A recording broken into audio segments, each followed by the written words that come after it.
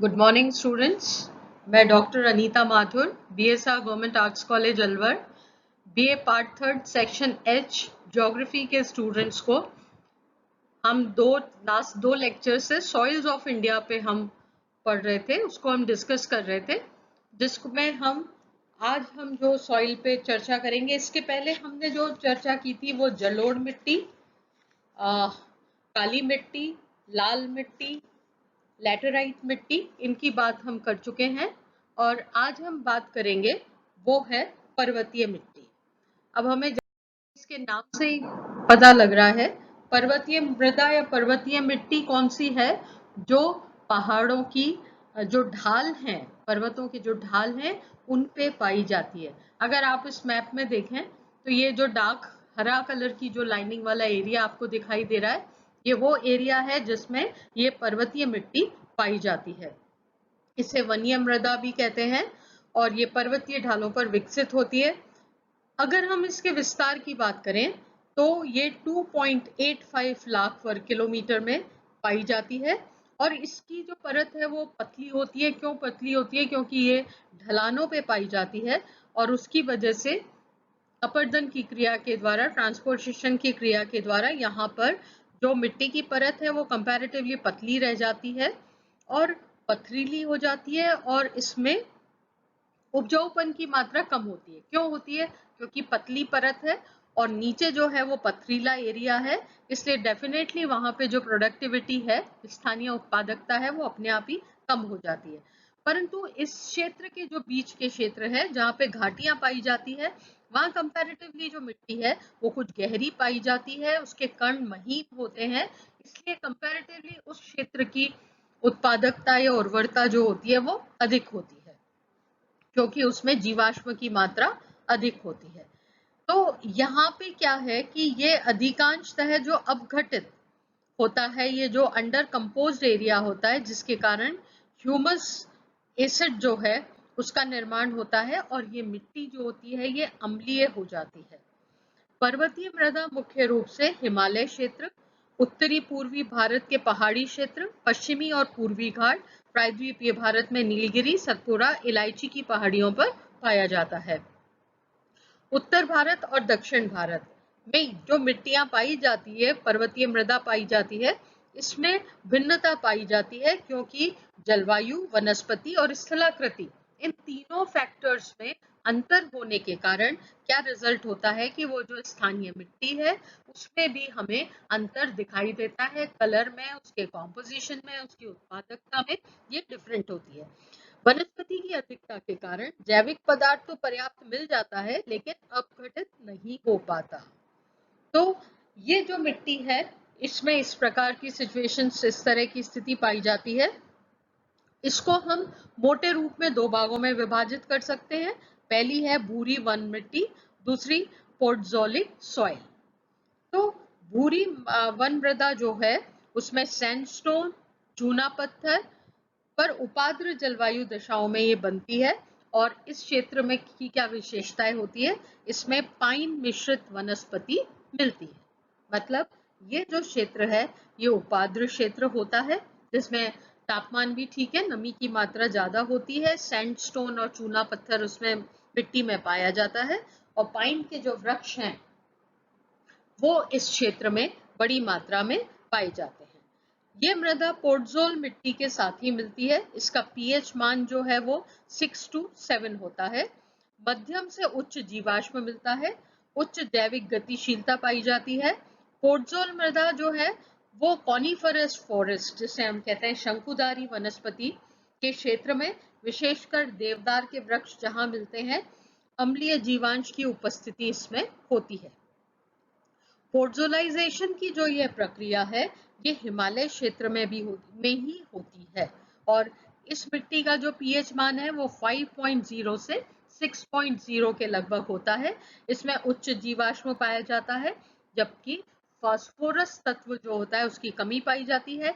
इस प्रकार इस पर्वतीय मृदा में पोटाश, फास्फोरस, चूने की कमी पाई जाती है और जो उर्वरता की शक्ति है वो कंपैरेटिवली कम होती है।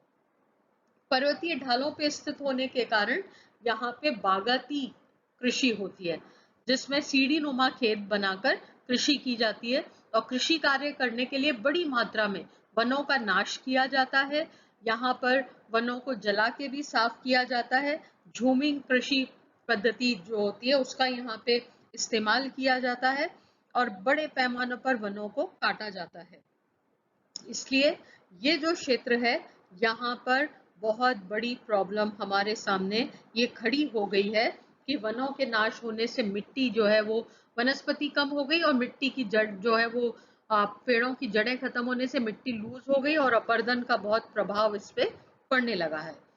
ये जो क्षेत्र है इसमें मूल रूप से पर्वतीय ढालों पर चाय, कॉफी, मसाले और फलों की कृषि बहुतायत से की जाती है। और ये जो क्षेत्र है इसमें सीढ़ीनुमा खेत बना के खेती की जाती है और मेघालय जैसा क्षेत्र जहाँ पर विश्व में की सबसे अधिक वर्षा होती है वहां पर भी वनों की कटाई के कारण जो मिट्टी है वो इतनी लूज हो गई है और इसके कारण भूजल जो है, भूमिगत जल जो है उसकी मात्रा बहुत कम रह गई है और फलस्वरूप इतनी वर्षा के होने के बावजूद इन क्षेत्रों में जल की कमी हो गई है क्योंकि जमीन के अंदर जो पानी जाना चाहिए वो नहीं जा पा रहा है। मिट्टी की सतह जो है वो पतली पड़ती जा रही है। नीचे जो धरातल है वो धरातल चट्टानी है तो वो मिट्टी अंदर मिट्टी में नमी नहीं जाने के कारण उस क्षेत्र की क्या समस्या आ रही है कि अधिक वर्षा के बावजूद इस क्षेत्र में भूमिगत जल का स्तर नीचे जाता जा रहा है और जल की कमी का सामना यहाँ पे करना पड़ रहा है। उसके बाद हम अंतिम प्रकार की मिट्टी को डिस्कस करेंगे जिसको हम कहते हैं मरुस्थलीय मृदा। जैसा कि इसके नाम से ही हमें पता लग जाता है कि जो मरुस्थलीय क्षेत्र हैं जहाँ वर्षा का औसत बहुत कम है, जहाँ वाष्पीकरण की मात्रा बहुत ज्यादा है, वहां पर इस प्रकार की सूखी रेगिस्तानी मिट्टी पाई जाती है जिसका विस्तार लगभग 1.42 लाख वर्ग किलोमीटर्स में माना गया है। और इसके विस्तार को अगर हम भारत में देखें तो इस मैप में जो आपको ये लाइट येलो कलर नजर आ रहा है जिसका सबसे बड़ा हिस्सा आपको राजस्थान में दिख रहा है, ये मरुस्थलीय मिट्टी वाला क्षेत्र है। इसका विस्तार पश्चिमी राजस्थान, दक्षिणी पंजाब, दक्षिणी हरियाणा, उत्तरी गुजरात में पाया जाता है। और जैसे जैसे डेजर्टिफिकेशन या मरुस्थलीयकरण की मात्रा बढ़ रही है ये क्षेत्र जो है इसमें जो बालू मिट्टी है उसका क्षेत्र बढ़ता जा रहा है और उसका क्या रिजल्ट आ रहा है कि मरुस्थलीय मृदा का क्षेत्र जो है वो बढ़ रहा है। इस मृदा के विस्तार के कारण अब ये दक्षिणी पश्चिमी उत्तर प्रदेश में भी कुछ क्षेत्र में इस प्रकार की मिट्टी पाई जाती है। यह मूलतः बलुई जो मिट्टी है इसमें लोहा और फास्फोरस तो पर्याप्त होता है परंतु नाइट्रोजन और जीवाश्म की कमी होती है। ये मोटे अनाज की खेती इसमें ज्यादा हम कर सकते हैं जिसमें ज्वार बाजरा राजस्थान में खूब पैदा होता है।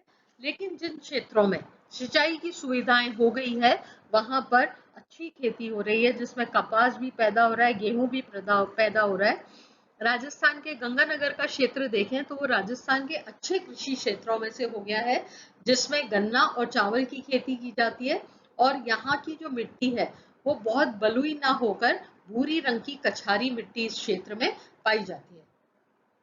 वैसे राजस्थान के क्षेत्र में देखें तो इंदिरा गांधी कैनाल प्रोजेक्ट, गंग नहर का जो प्रोजेक्ट है, नहरों के द्वारा यहाँ पे नहरी जल से बड़ी मात्रा में कृषि कार्य शुरू कर दिया गया है। इसलिए हमें उम्मीद है कि ये जो क्षेत्र है ये धीरे धीरे अच्छी कृषि के क्षेत्र हो जाएंगे।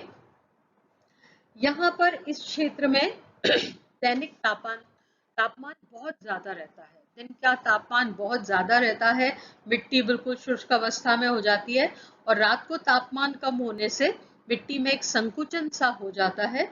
इसके ये जो है ये जो मिट्टी पाई जाती है इसके कण मोटे होते हैं और इसमें जल धारण की क्षमता कम होती है और ये जो मिट्टी है ये पीले से रंग की होती है। इसका पीएच मान 7.2 से 9.2 के मध्य होता है। इसमें लवण या नमक की मात्रा अधिक होती है इसलिए कृषि के उपयोग में इसको अच्छा नहीं माना जाता है।